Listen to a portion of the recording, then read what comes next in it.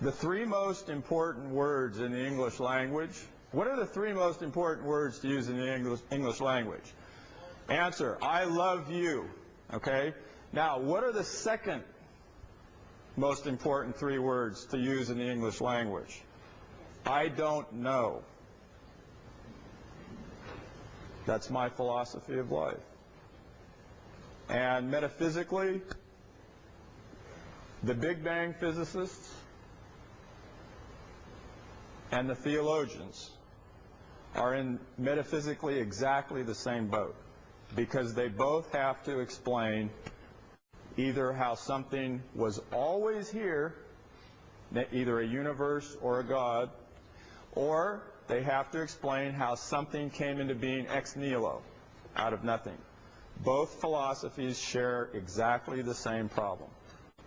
I can show you what the textbooks teach. This is Discover magazine last year. Where did everything come from? He says here, the universe burst into something from absolutely nothing. Zero. Nada. As it became bigger, it became filled with even more stuff that came from absolutely nowhere. How is that possible? Ask Alan Guth. His theory explains everything. Well, Alan Guth said in Scientific American, he said, the observable universe could have evolved from an infinitesimal region. That's a dot. He said it's then tempting to go one step further and speculate that the entire universe evolved from literally nothing. That's what they teach. Now, I tell them, you're welcome to believe that. I don't care what you believe. But that's not science, and it shouldn't be taught in the textbooks at taxpayer expense. Okay? Yeah, that's got nothing to do with science, and that goes in metaphysical. But several questions weren't answered earlier, and I do appreciate Dr. Rainbow coming tonight. I've been turned down over 3,000 times for debates. Professors simply won't debate it. They want to stand in front of their class where they have an obvious academic and psychological advantage over their students. But it's very rare to find one willing to defend his position in front of somebody over which he doesn't have his thumb on. He has no control over me whatsoever. He's not going to give me a grade. I'm not the least bit afraid of him. And students in his class are going to face this for the rest of the semester, though. I mean, tomorrow morning he's going to get to teach his view for an hour to a group of kids, and then the next day, and the next day, and the next day. And I think it's only fair that students get to see both sides. And I'll be willing to come speak at your college class anytime. Now, if I'm out in the area, give me a call, or come share the creation view. Thank you so much. It's a great question, and here's the answer. I want you to all think about what you would have to do to see macroevolution taking place today. Us evolutionists are completely confident. We're 100% sure as he is that Christ died for his sins. We're sure that evolution is taking place constantly all over the earth. Why don't we see it?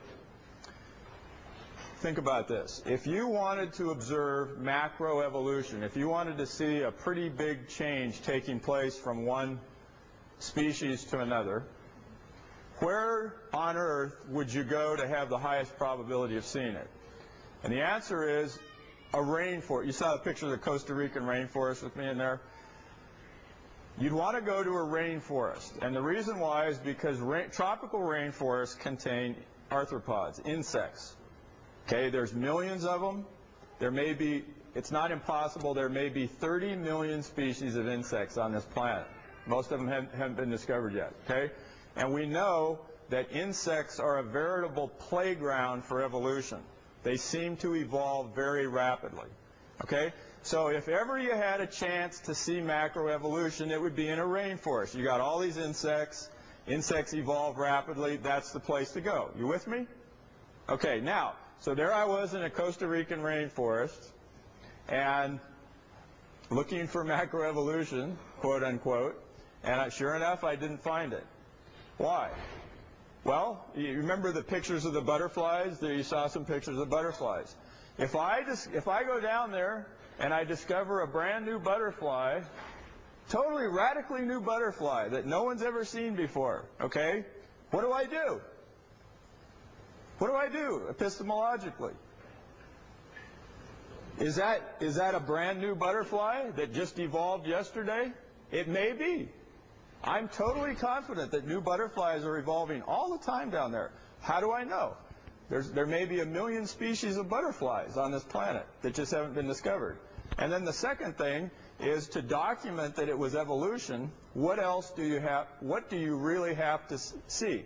Think of my central mechanism of evolution thing.